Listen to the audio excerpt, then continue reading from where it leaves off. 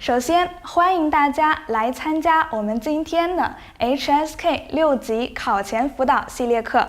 刚刚也跟大家说了，我们今天是系列辅导课当中的一节课程，而老师呢会以录播的课程录播的形式呢来为大家呈现今天的课程内容。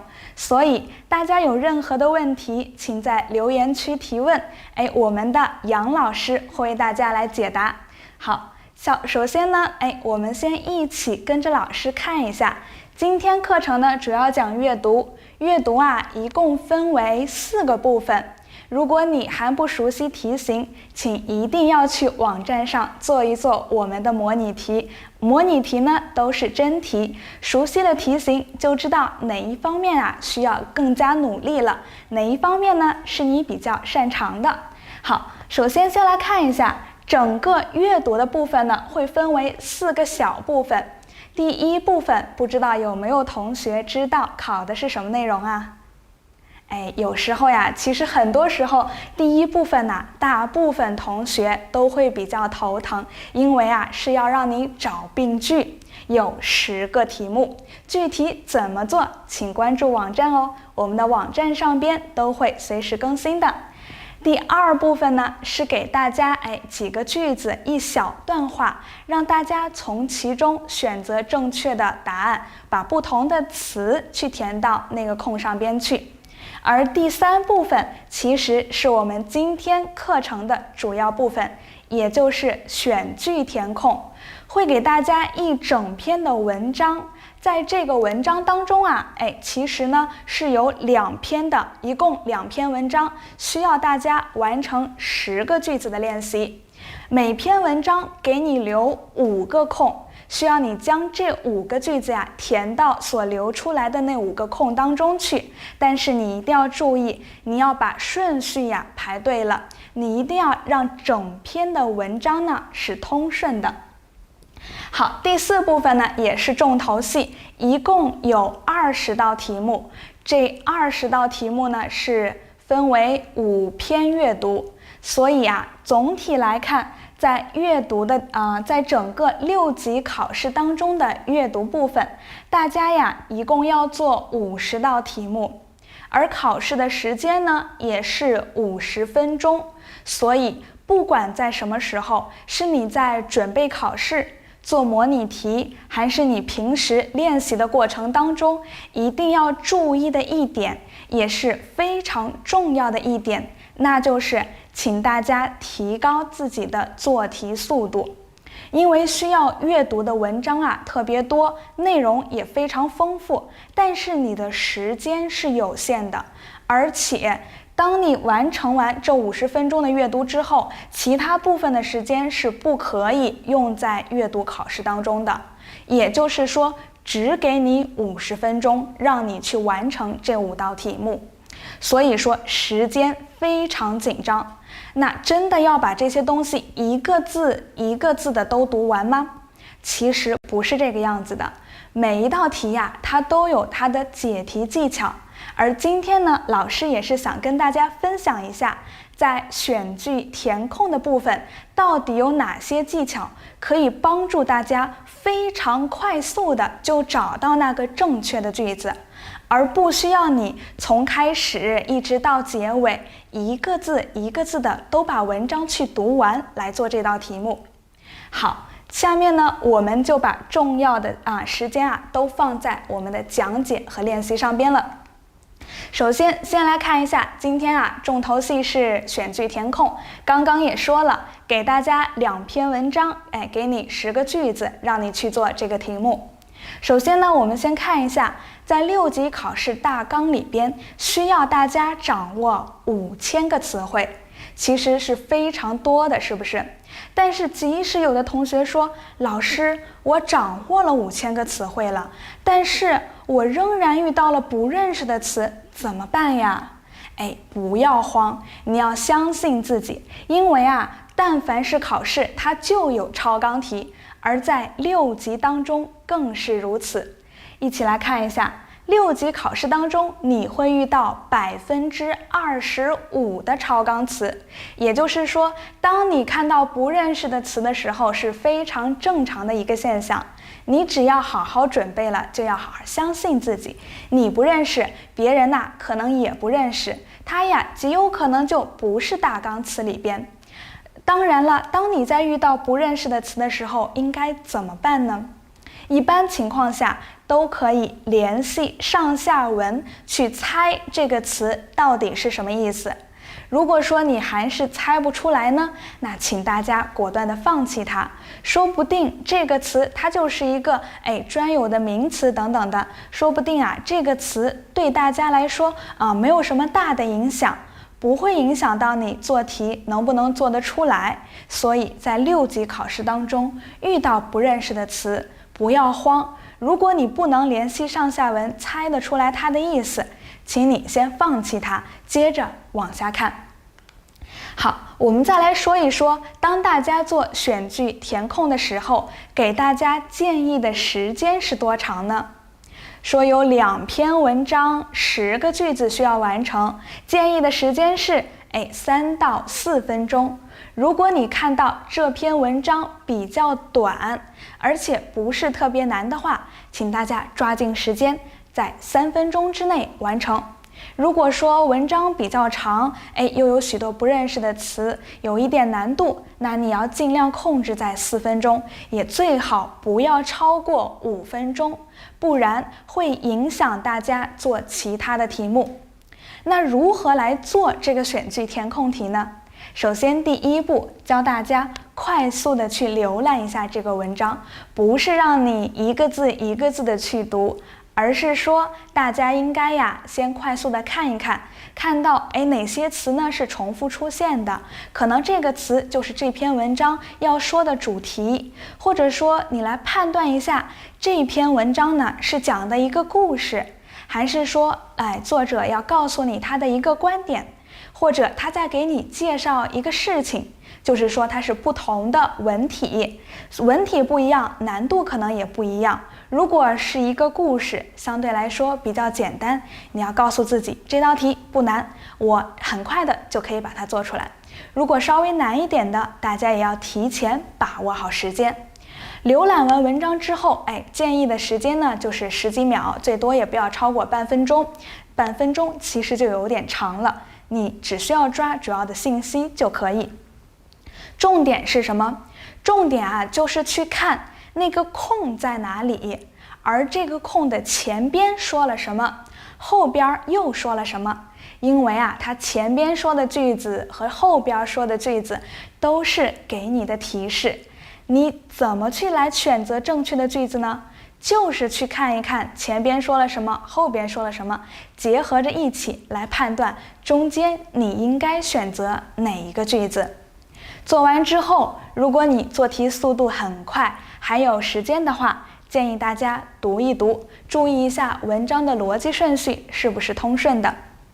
如果你没有时间，那也请你放心，既然你跟着老师学完了技巧，做完了这道题目，应该准确率也是比较高的。说了这么多，是不是迫不及待的想要知道，老师你说的那些做题的方法都有哪些呀？我怎样才能在3到4分钟之内就完成一篇这么长的阅读呢？好，下边我们就一起来看一看。首先呢，大家先浏览一下，字儿比较小，不知道大家可不可以看得清楚。大致的看一下这篇文章呢，是一个故事，是一个议论文，还是一个说明文？说的主要内容是什么呢？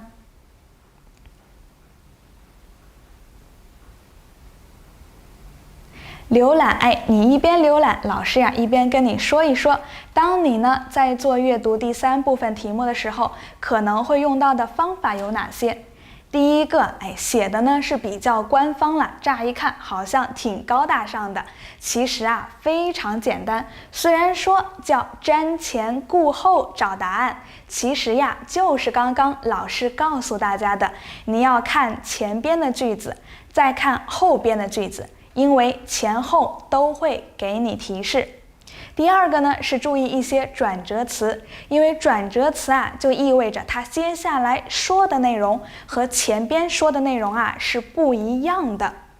第三个呢是你会遇到一些关联词，比如说你看到不仅就赶紧去找什么而且之类的，它们啊都是好朋友，说不定啊你上边呢是有不仅，答案就是而且开头的一个句子。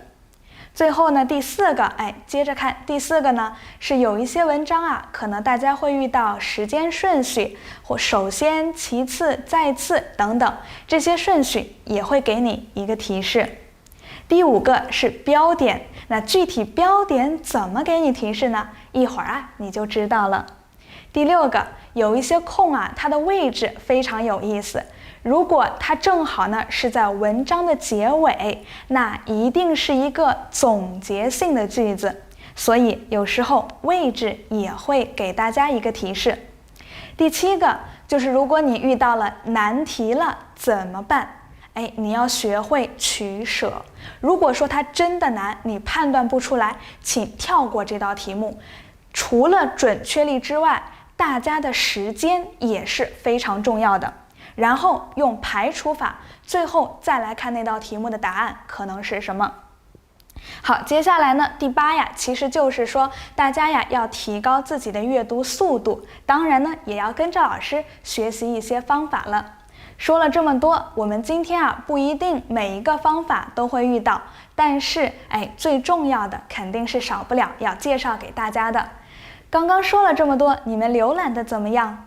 这篇文章啊，其实它是讲一个故事，故事的主人公呢是花木兰，一开始就告诉大家了。好，我们就不看这些小字了，一起呀先来看一看你怎样通过这些方法来快速的做题。通过刚刚的浏览，大家已经知道我们要看的这篇文章呢是和花木兰有关的一个故事。如果你了解中国的这些小故事，你可能已经猜得出来他要说什么了。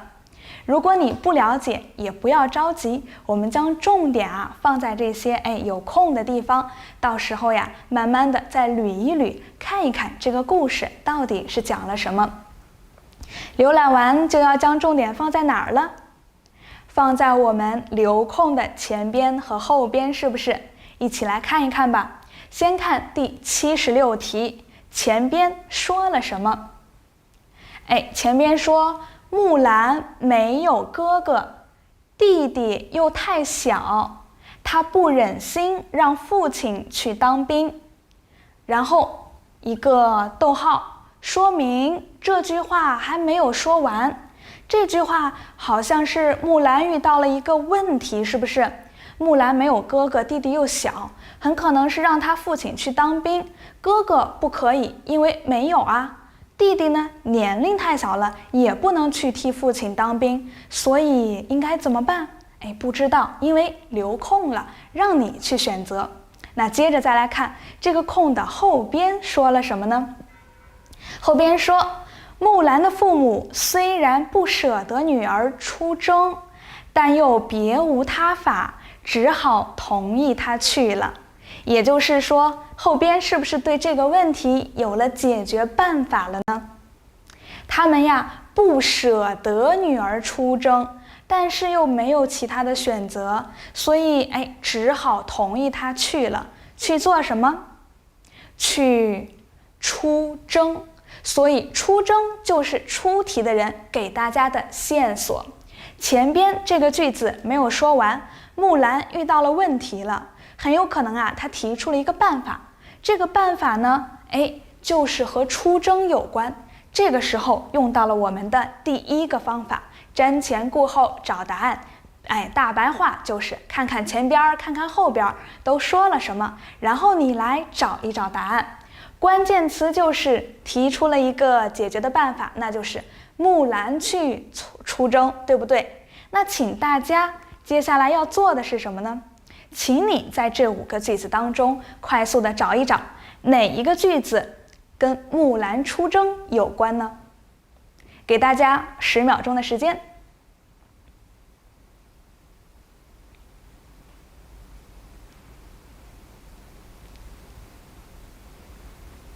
你们找到了吗？老师呀看不到你们的答案，不知道大家找的怎么样？当然了，一起呀跟着老师再来看一看。A 说，于是决定女扮男装代父从军。B 说，并派使者护送木兰回去。C 都万分惊奇。D 同伴们对他十分敬佩。最后一个 E， 他担心自己女扮男装的秘密被人发现。哪一个句子和出征有关？是不是我们的 A 选项？出征，就是出去打仗嘛。那他是代替谁去啊？刚刚给你提示了，是不是？没有哥哥，弟弟小，不忍心让父亲去，所以是木兰要代替父亲去。我们的答案就是 A 选项。做这道题目的时候，只用看前边说了什么，后边说了什么，是不是老师是从这一句话开始看的呀？前边呢，都没有看，因为如果你可以从前边和后边判断出来答案，你就可以果断的放弃，不要去看前边到底说了什么了。如果它对你没有影响，也没有帮助的话，那就不要浪费大家宝贵的时间了。因为考试的时候，时间非常重要，一定要快速的看前看后，找答案，然后跳到下一道题目当中去。好，我们接着来。再看第77题到第2段了，前边说了什么？木兰随着队伍到了北方边境，然后标点是逗号，给你一个句子让你来填，又是逗号，证明这句话还没有说完。最后说了个故，因此的意思，对不对？所以应该怎么办呢？他说要故此处处加倍小心，也就是说他前边已经要代父从军了，然后呢需要处处小心。这怎么才能把这2句话连接起来呀？你需要找的是什么？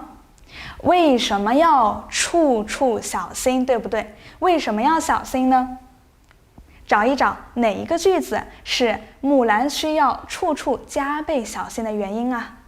快速的找，刚刚已经用掉了 A 选项，所以请大家4选1。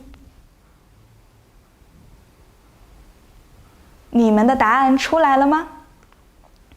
他小心的原因是什么？E 说了，他担心，有担心，所以你有顾虑，你害怕发生的事情，你就要小心的去做，对不对？木兰担心自己女扮男装的秘密被人发现，所以故此，也就是因此的意思，因此他需要加倍小心。也就是说，我们看了前边，看了后边，用一个原因来把这个句子补充完整。这个也是我们的第2道题目的答案，选择 E。你们做的怎么样呢？好，接着再来看我们的下一道题，第78题，还是看看前边，看看后边。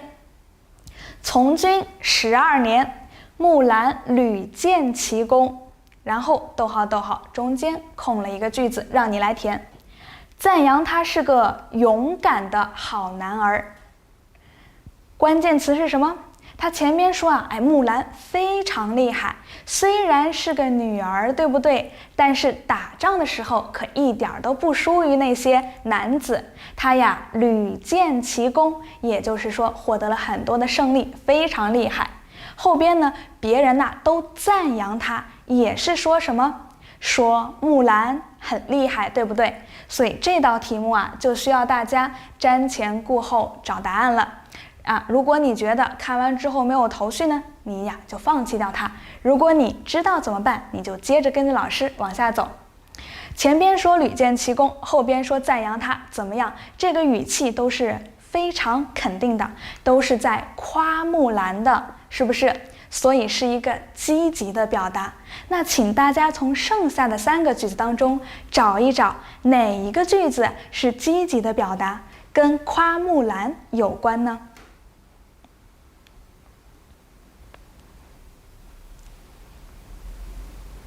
你们的答案出来了吗？我们还剩3个句子，对不对？没有 A， 没有 E， B 派使者好像跟花木兰没什么关系。D 都万分惊奇是没想到的意思。那 C 呢是同伴们对他十分怎么样敬佩，都觉得他很厉害，所以我对他十分敬佩，是不是跟前后说的意思是相关的？因为这道题目都是逗号，他没说完，所以这个作者呀，他要说的语气和意思应该是一样的，对不对？前边夸，后边夸，那中间也再夸一夸嘛。所以我们的答案是 D 选项。同样也是老师没有看中间的，直接看前看后就把这个答案给选出来了，其实是非常快的，也请大家呀多多练习一下。好，已经完成了3个题目了。虽然说还有2道题目，但其实你只需要完成1个题目，是不是最后那个答案自然就出来了，不需要你去选择了呀？好，我们接着看下一道题目，第79。很短的一句话，从头看一看吧。战争结束了，皇帝召见有功的将士，论功行赏。木兰既不想做官，也不要财物，她只希望得到一匹快马，好立刻回家。皇帝欣然答应，然后发生了什么？不知道，需要你去剩下的选项里边去找。那关键点是什么呢？刚刚都说木兰厉害，这一段呢又说打仗啊，战争结束了，所以大家呀都要回家了，意思有了发展，故事有了进展，对不对？大家要回家了，那哪一个我们再看哪一个是和木兰回家有关的选项呢？还有2个2选1，请你快速的作答。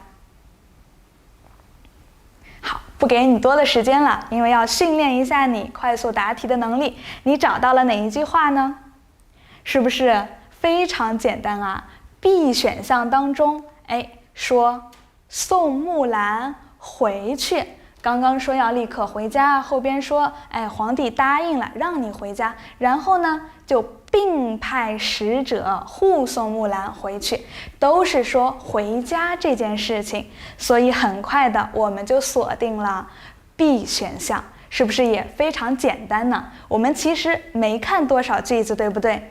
好，接着再看到最后一个空，其实做到这里的时候，你前边的那4个题目如果非常肯定的话，你非常简单的一个办法是什么呢？只需要将我们剩的最后C 选项还没有用，对不对？把它带进去读一读，到底意思通顺不通顺？如果通顺，那毫无疑问就是 C 了，不需要去检查，可以去做下一道题目了。我们先来看一看，把它带进去，一起再来回来读一读。同伴们看到木兰出来后，都万分惊奇，没想到共同战斗12年的战友，竟然是一位漂亮的女子。这句话是不是非常通顺啊？前边说什么？我们看第80题啊，后边最重要的就是没想到。说到没想到，一般怎么用？没想到她竟然是个姑娘，也就是说你不知道，但是现在知道了，但是你从来都没有想到是这种可能性，对不对？所以是非常惊讶的，那就是近义词惊奇，找到了是不是？所以我们说刚刚这个方法看前看后非常管用啊。如果你看了前边看了后边能够快速的找到答案的话，就不要去看其他的了。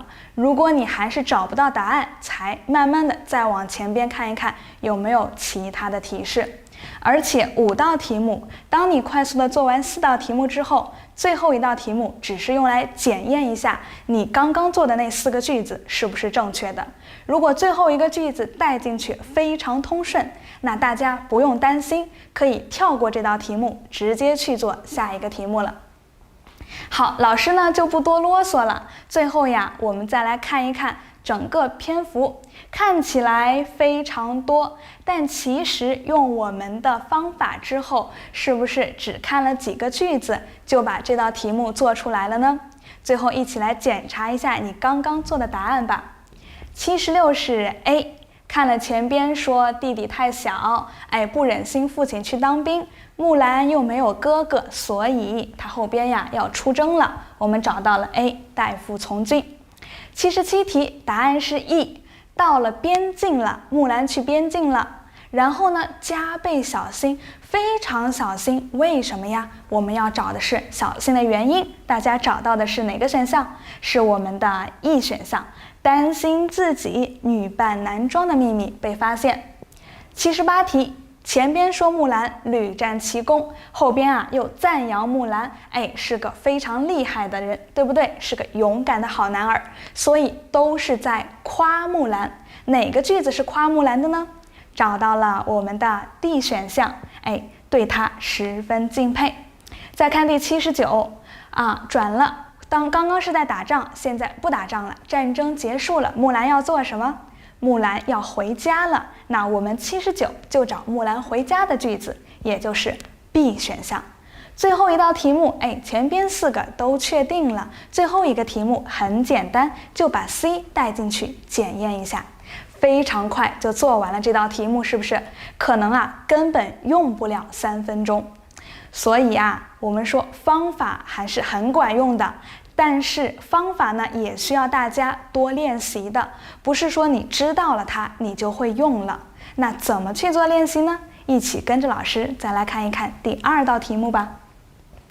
第2道题目先给大家10秒钟左右的时间，你来浏览一下，看一看这篇是故事、议论文还是说明文，主要说的内容又是什么呢？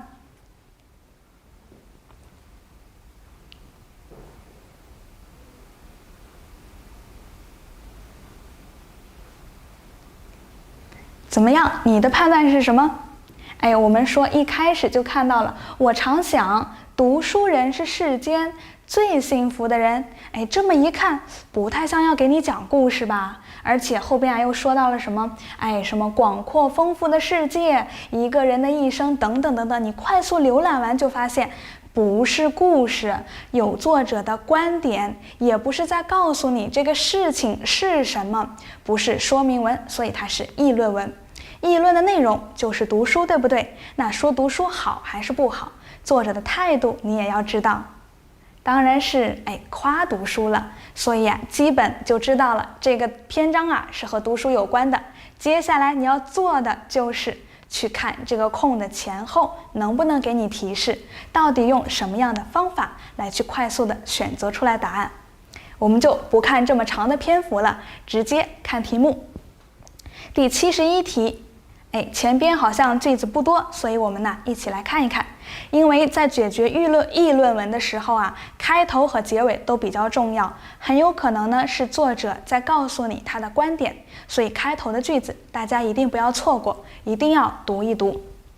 我常想，读书人是世间最幸福的人，是不是说读书人很幸福，肯定读书好咯？因为给你原因了。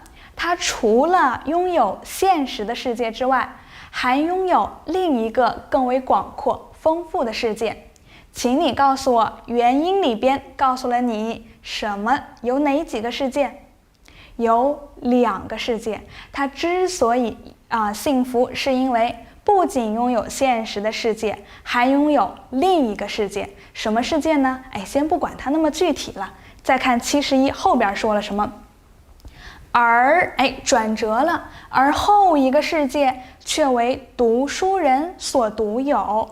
那作者想要告诉你的是，前边说了2个世界，这会儿呢又只说了1个世界，好像不太对应，对不对？你得把这个句子说完整了呀，你不能前边给我2个，后边你就只告诉我1个，至少你得过渡一下。所以这里缺的是什么？缺的是前边的这个现实世界，也就是说大家最重要的提示就是现实的世界。请你在5个选项当中快速的找一找，哪一个是和现实世界有关的呢？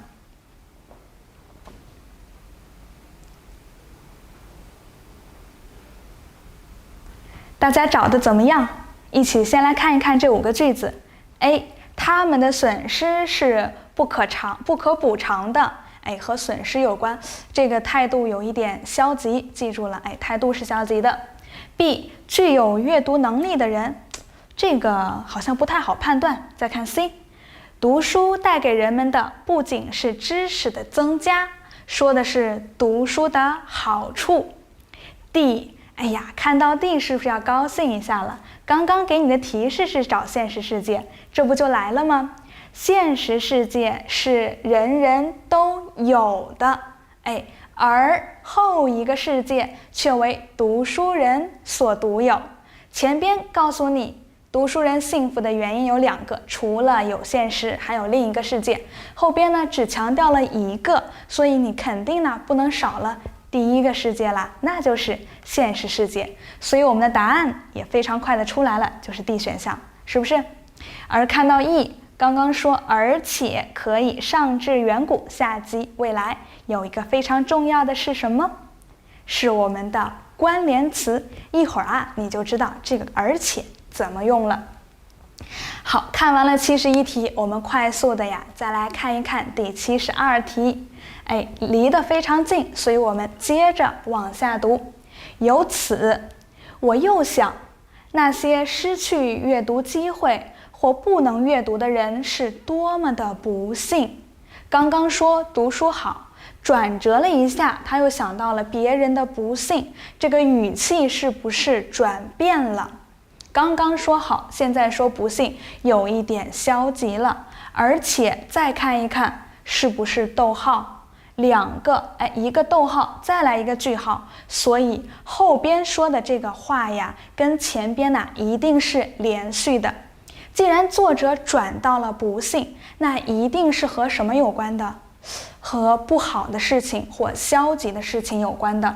所以72题，请大家在4个选项当中找一找哪一个选项是和不幸或者说和消极的表达有关的呢？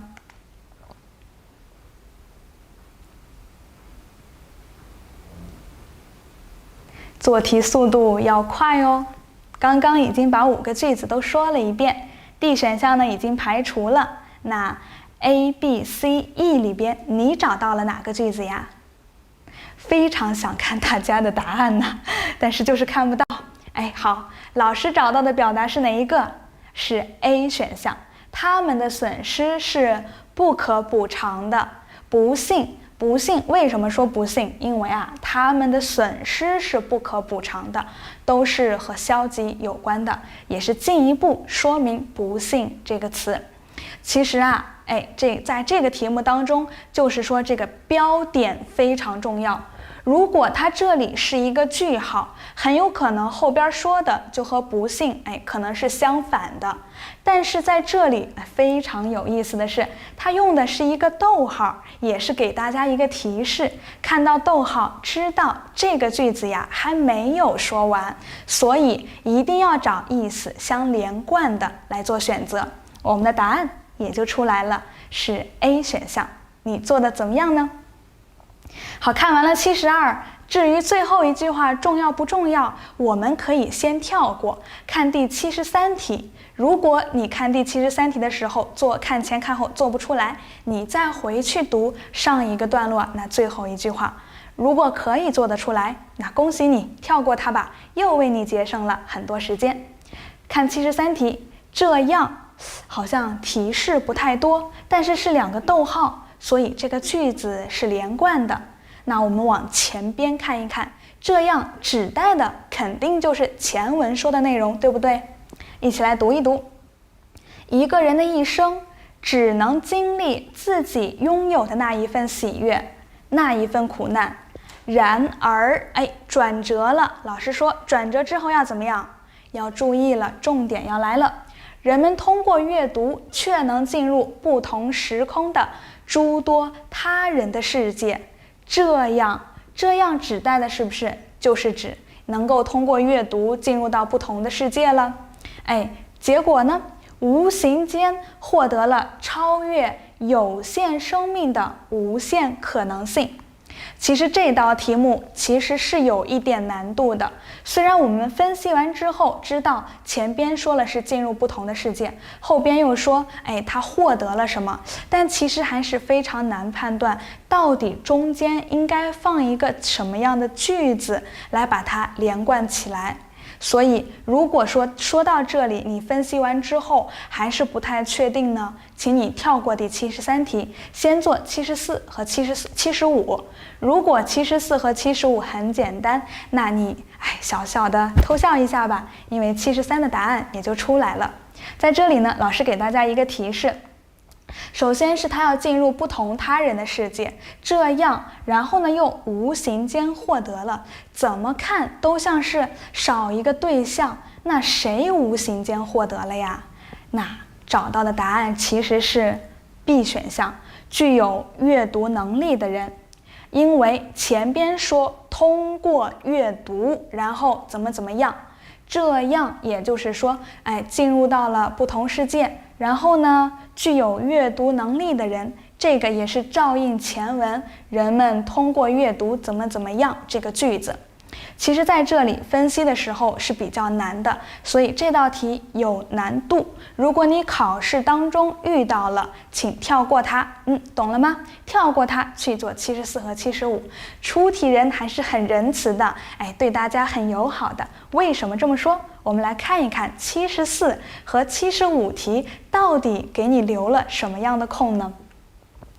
第74，阅读不仅使他多识了草木虫鱼之名，饱览存在与非存在的一切，是不是告诉你阅读的好处？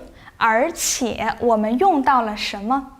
用到了关联词，而且还是一个非常简单的关联词，是不仅。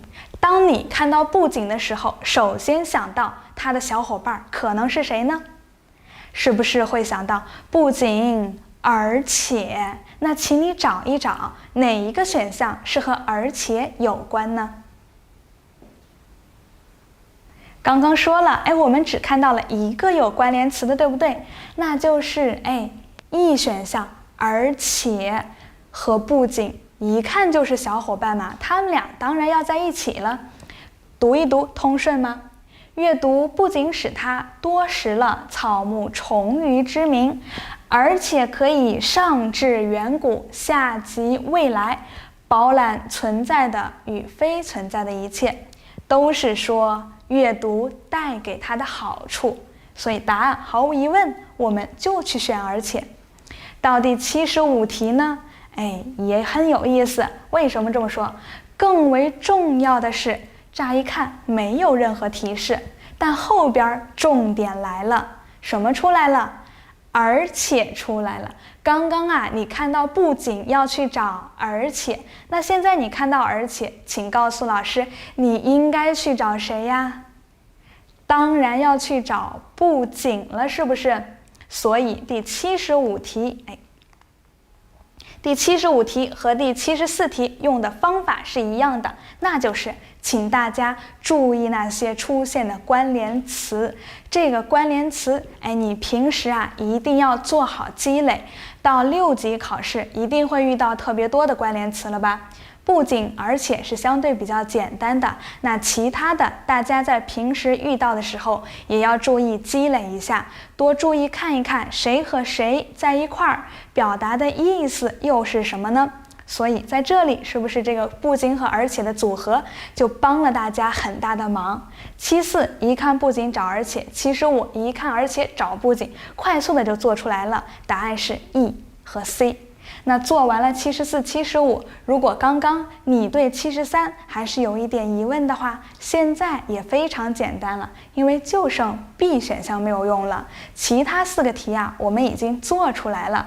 所以说，虽然这个选句填空是5个句子，其实只考你4个句子。第5个句子呢，是万一你遇到了难的，你要抛弃它，你要用排除法来做。或者说前边都做得非常顺，到最后一句就用第5句话直接放进去，检查一下句子是不是通顺。如果通顺的话，其实就检验了你前边做的都是正确的。这个呢，就是我们说的一个小技巧。已经做了，不知不觉2篇阅读完成了。大家其实看的文字多不多呀？是不是带着你从头到尾一个一个字儿都读了一遍呢？不是。所以说 HSK 6级的阅读考试当中，重要的是你一定要抓紧时间，对不对？再次提醒大家，你在考试的时候时间很宝贵，不要把它浪费在去读那些对你没有很大帮助的句子，你一定要把它放在重要的就是这个空的前边和后边。如果你可以通过前后的句子判断出来，那恭喜你，节约下来的时间，你就可以去做那长篇的阅读了，是不是？所以啊，一定要掌握技巧，多加练习，把老师给你介绍的这些技巧都学会了，会用了，用熟练了，真的可以帮助你节省很多时间，说不定啊7分钟、8分钟都用不了，你就做完了。好，一起再来回顾一下，我们刚刚这5个题目都是怎么得出来的呢？71，看前边说有现实世界，还有另一个世界，对不对？后边呢，只强调了后一个世界，也就是说呢，另一个更为广阔和丰富的世界呢，是读书人所独有的，所以你要找的是现实世界，也就是说我们的 D 选项。再看72，那些失去阅读机会或不能阅读的人是多么不幸。刚刚说整篇文章都是在夸阅读好，在这里呢又说的是失去阅读机会，用到了不幸这个词，是消极方面的表达，不太积极了，不是在夸了，对不对？那请你找和不幸语义相关的，意思差不多的这样的表达，因为它是逗号，句子没说完嘛，所以我们找到了 A 选项，他们的损失是不可补偿的。再来看第73题，然而人们通过阅读却能进入 blah blah， 对不对？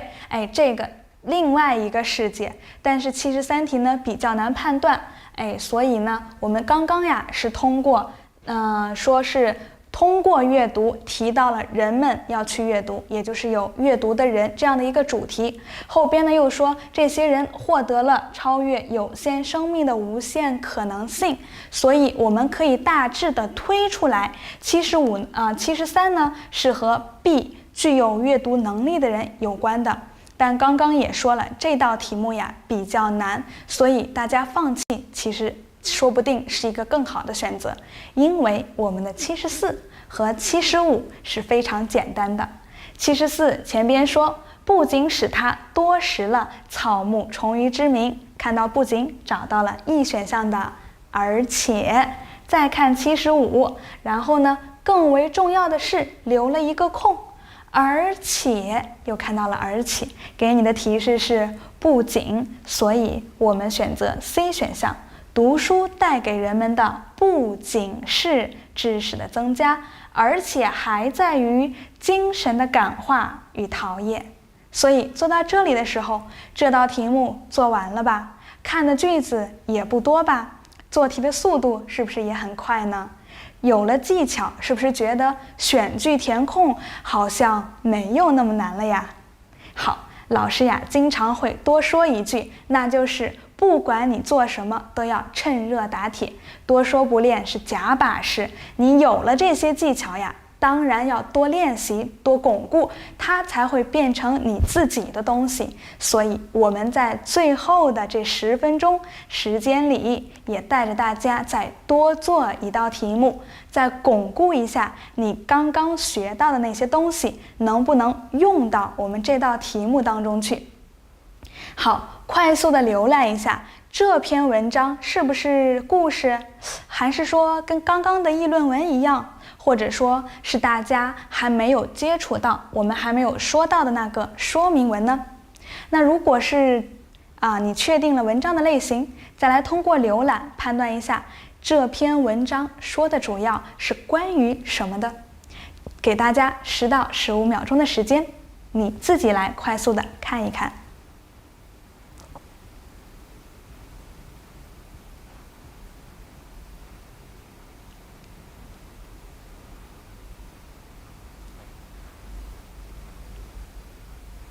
大家看的结果怎么样啊？我们这篇文章是故事吗？好像不是，那是议论文吗？有作者的观点吗？好像也没有。那它是什么？是说明文，跟你在介绍一些东西。为什么把这篇文章放在这里？因为说明文其实对于有些同学来说，相对来说可能觉得它比较难。说明文当中的很多词可能是不太常用的，而且像这篇文章说到了什么动物界，黑猩猩，然后呢又说到了什么病毒霉菌乙酸之类的，这些呢不太是我们平常会用到的词汇，所以很有可能其中你在读说明文的时候会遇到一些你不认识的词。但其实大家记住了，说明文当中很多词其实是专有的，也就是说它是某一个领域里边只有这个动物界在用，或者说只有计算机领域在用等等，只有经济类的词汇，对不对？不同的题材呢，它会遇到不同的词，所以这些词可能大家都不认识，但是记住，这不会影响你做题的。它只是给你在介绍，你只需要知道整个句子的前后到底说了什么，把握住大致的内容，你就会快速的做出来这道题目了。光说老师你这么说的太简单了，具体怎么用我们就来一起看一看吧。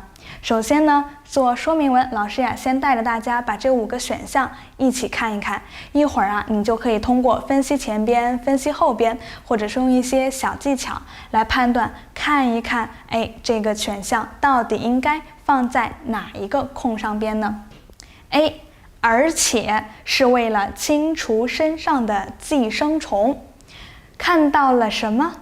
看到了我们的关联词，所以说这个不仅而且貌似考试的频率还挺高的，也就是说关联词很有可能在这个选句填空当中会经常出现，大家一定要平时多积累，到6级了要学会自己去主动的学习一些东西。然后再看 B 选项，他们这样做是为了得到绿色植物中才有的维生素。有一个是为了，这个句子呢是和目的有关的，所以一会儿很有可能意思上面你要使它保持连贯。如果前边说了一个目的，或者说前边呢说了一个做法，很有可能后边就给你介绍一下，这个做法的目的是什么呢？再看 C， 清除皮肤寄生虫最有效的东西是乙酸。这么一看，又有寄生虫，又有清除，还有什么乙酸，这个句子看起来就很专业，是不是？所以你只需要知道的是它的重点是什么，想要告诉你的是哪个东西，是不是最有效的？就是告诉你，那想要清除某些东西，不管它是什么，你应该用什么东西呢？就用乙酸，所以乙酸呢是这个选项的关键词。再看 D， 科学家对这种叶子进行化验，提到了一个主题，科学家，那很有可能它也是一个提示。最后一个，这样小鸟就巧妙地洗了一次免费的药物浴，和小鸟儿有关，和洗药物浴有关。所以通过选项，老师读完之后，你大概了解了每一个选项说的重点是什么。下边呢，我们就来通过前后的句子判断一下这个选项你应该把它放在哪里。先看这篇呢是第一段，又说是一个说明文，所以一开始老师呢先带着大家慢慢的进入这篇文章，先给大家读一读。黑猩猩堪称动物世界的医学家。如果哪只黑猩猩肚子痛，其同类会到几公里以外寻找一种植物，其叶子又硬又苦，但是黑猩猩知道吃了它可以减轻痛苦。然后留的空来了，前边告诉你的是什么内容啊？举了个例子，对不对？说这个黑猩猩其实呢在动物界，人类呢有医生，动物界也有医生，那它就是黑猩猩。为什么这么说？因为他生病的时候，其他人知道去给他找药。这个药呢，就是一种植物，它呀又硬又苦，看起来不好吃。但是黑猩猩知道，苦口良药利于病啊，这种东西不好吃，但是它治病呢，可以减轻痛苦。所以再看后边，发现它含有病毒、驱虫和抗霉菌的物质。病毒、驱虫、抗霉菌，这些都比较专业，不用管它，反正就是告诉你某个东西里它有这些，有这3样。而且动词是发现，后边呢跟了一个它，研究的是刚刚黑猩猩吃的这些又苦又硬的植物，对不对？所以你应该找一找，是黑猩猩发现吗？黑猩猩能知道它有什么驱虫、抗霉菌的物质吗？他只知道吃了管用，对不对？所以是谁发现的呢？找一找哪个选项可能和发现有关。刚刚已经给大家梳理了一下这些答案，这些选项，所以答案应该是不是不太难呢？你们找到了哪一个呀？我们一起来看一看啊。老师找到的是 D， 为什么这么说？D 选项说了，科学家对这种叶子进行化验，有一个主体是科学家，他做了什么？他去化验这种叶子，那这种叶子平白无故就出来了吗？他肯定不会直接就告诉你吧，所以肯定指的是什么？指的是上文当中说这个黑猩猩吃的那个又苦又硬的叶子。所以我们其实就是通过分析前边说黑猩猩是医生，他知道去吃某种叶子，后边呢又说有一个主体发现了，为什么要吃？因为它里边有这样的一些物质，是谁发现的呢？是科学家。怎么发现的？对这种叶子化验了一下，所以我们就直接得到了71题的答案。在这里大家遇到的这些什么霉菌之类的词很可能不认识，但是它影响你做题了没有？它没有影响你做题。所以 HSK 6级的阅读当中，当你碰到这样的词汇，尤其是在说明文当中的时候，会经常碰到不认识的词，不要担心，它不会影响大家的。好，我们接着再往下看第72题。我们知道大象、河马和水牛会经常泡在水里，这什么来了？关联词嘛。这不仅是图凉快，然后逗号，句子没说完，管它后边说什么。看到不仅，你应该找什么呢？你应该找而且。哪个句子有而且呀？哪个选项呢？是不是我们的 A 选项？所以还是用到了我们的关联词，给了大家一个提示，都不用管它去说什么。看到不仅，那我就知道我要去找而且咯。而且正好 A 就给到了大家，而且这么醒目的2个字，千万不要错过它。答案出来了，72题我们就选择 A 选项。不仅是图凉快，而且是为了清除身上的寄生虫。管它寄生虫是什么东西呢？反正我找到答案了，对不对？前边就说泡在水里不仅是图凉快，图其实就是一种目的。后边说而且是为了，也是和图照应起来了，为了也是一个目的。所以其实在这里从意思上边大家也可以快速的判断出来。好，做完了72题，后边你还想读它吗？你已经做出来了，是不是可以先忽略掉它？如果下一题做不出来，再回来看看他说了什么，是不是？节约时间多次强调一定要怎么样？要快速的去做题，不仅要做准确，而且要做得非常快。所以我们不去看这些可能对你没有用，还浪费大家时间的句子了，直接去看第73题。第73题，前边说了一句话，先来读一读。除了水域和泥域外，有的动物还会在石头和树上蹭擦来清除跳蚤和狮子等寄生虫。后边告诉我是什么样的标点符号？是一个句号，所以证明前边的句子说完了。第73题让你选择一个完整的句子，因为后边也是一个句号。但是看到这里，其实你还不知道应该去选择什么类型的句子，所以我们再往后看一看。一只森林红蚁可以产生2毫克的乙酸，相当于它体重的18%。看到这里，先停一下，出现了一个新的东西，是不是？刚刚都说了，哎呀，有什么水域啊、泥域啊，然后呢，还做其他的方法来清除跳蚤和虱子。那后边呢，又提到了一个乙酸。任何的文章都是有逻辑的，不可能前边和后边说的没有关系，还放在一个段落里。既然后边提到了乙酸，那我们就来找一找中间作者是用什么样的一句话把前边这个看起来好像跟乙酸一点关系都没有的句子和后边的这个乙酸这个主题联系起来了呢？所以一起先来找一找。这道题主要呢是通过标点来给大家提示的。找到了乙酸，你要找一个完整的句子，你找到了哪一个选项啊？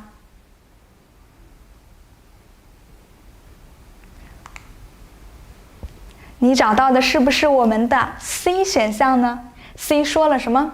清除皮肤寄生虫最有效的东西是乙酸。这个句子里有2个信息，第一个是要什么清除寄生虫，和上文的清除寄生虫是不是对应起来了？它呀把上边说的东西提到了，有没有提到后边说的新的乙酸呢？也提到了。别人呢，有人说有的动物呢是水域，有的动物是泥域，有的呀就蹭来蹭去的，但是最有效的是乙酸。所以它通过这个完整的句子，把上边提到的这个寄生虫，要清除寄生虫和后边引出来的新内容乙酸给连接起来了。所以我们答案是 C 选项。这道题目其实因为是要让大家填一个完整的句子，所以如果你在考场上的时候，可能分析的时候带着一点紧张的情绪，不太容易分析出来应该要选和乙酸相关的句子的话，刚刚教给大家的一个非常重要的，看起来不是怎么有用，但其实也很重要的方法是什么？学会取舍和排除。难的句子我先放着它，晾到一边，让它待着去。你要做的就是往下接着看，去找其他的线索来完成剩下的句子。最后我们还可以用排除法来做吗？4个句子确定了，这个句子当然毫无疑问就是答案了，对不对？所以这个方法大家也要记住，如果遇到难的，请你放弃它，把它晾一边去，等到其他题目做完了再回来看一看它。好，看完了73，我们再来看第74题。第74题前边说了什么呢？说蚂蚁在仓皇出逃时喷射出鸟需要的乙酸，然后来了一个逗号，然后呢是句号，所以这个句子还没说完，逗号后边的句子呀，应该跟前边的内容是有联系的，对不对？前边说到了有蚂蚁，蚂蚁逃的时候呢，又喷出来乙酸了，喷出来小鸟需要的乙酸，那你应该找的是什么？和蚂蚁和小鸟有关的，对不对？那哪一个句子跟蚂蚁或者小鸟有关呢？我们已经用过很多了，所以只要在2个里边找一个，是不是就可以了？大家找到了哪个句子？你找到的是不是 E 选项？来看看 E 选项说了什么。这样小鸟就巧妙地洗了一次免费的药物浴。刚刚说乙酸有用，后边呢又说蚂蚁逃的时候给小鸟喷出了乙酸，管它中间说了什么呢？我们要填的就是说和鸟或者说是蚂蚁有关的一个句子，当然就找到了E 选项，只有它和小鸟有关，而且呀，洗了一次免费的药物浴，有洗和水有关，这种喷射出来的乙酸也是液体，其实也是一个提示，所以74题的答案是 E。好，我们再来看最后一道题目了，不知不觉就做到了第75题，一起来读一读我们最后一个段落吧。城市居民也许会发现，猫和狗有时也会在草地上吃草。这一段这么一看，是不是跟前边说的有一点不一样了？所以新的东西出现了，猫狗草地做什么呢？吃草。接着往下看，过去人们认为家畜这样做是为了清理肠胃，但是现在许多动物学家认为出现了什么？要注意的是转折词，有过去，但是现在认为，所以肯定和刚刚说的怎么样？一样还是不一样？跟这个句子是不一样的。后边呢是你需要选择的空，然后呀，什么促使体内产生血红蛋白，有利于健康生长。那接下来你要找的这个句子是，它为什么要吃草呢？因为过去人们是认为这个原因，但是现在科学家认为的原因是什么呢？我们其实呀就剩一个句子了，是哪个句子？B 选项，对不对？他们这样做是为了得到绿色植物中才有的维生素。还有一个照应的地方是，第一个是为了清理肠胃，现在呢发现不是，因为有了一个转折，但是所以不是为了清理肠胃，而是为了怎么样？得到绿色植物中才有的维生素。轻而易举的把 B 选项做出来了，对不对？好，说到这里，聊了这么多，我们的3篇阅读大家呀也都已经完成了。最后呢，再来巩固一下最后一篇这个说明文，有很多这种词都可能不太熟悉，不知道什么意思，但是通过刚刚老师呀告诉你的方法，发现这些词好像不会影响你做题，对不对？那我们是怎么把这篇说明文的答案做出来的呢？71，首先呢是提到了一个黑猩猩是医学家，又说到他会怎么样吃一种叶子，这样可以减轻痛苦，所以科学家就好奇了，对不对？有人呢就发现了，有一个主体发现了，肯定不是动物，那就是我们的 D 科学家，而且化验的就是上文提到的这个叶子。再看第72，这不仅是图凉快，有关键词，而且说的是一个目的。你要找的呢是另一个关键词，连接的还有另外一个目的。所以我们找到了 A， 而且是为了清除身上的寄生虫。所以74的答案，看完了这个小句子也就出来了。再看72再看第73，除了水域和泥域外，有的动物呢还会在石头和树干上蹭擦来清除跳蚤和虱子等寄生虫。然后一个句子，然后呢又提到了一只森林红蚁可以产生2毫克的乙酸。所以你要做的是什么？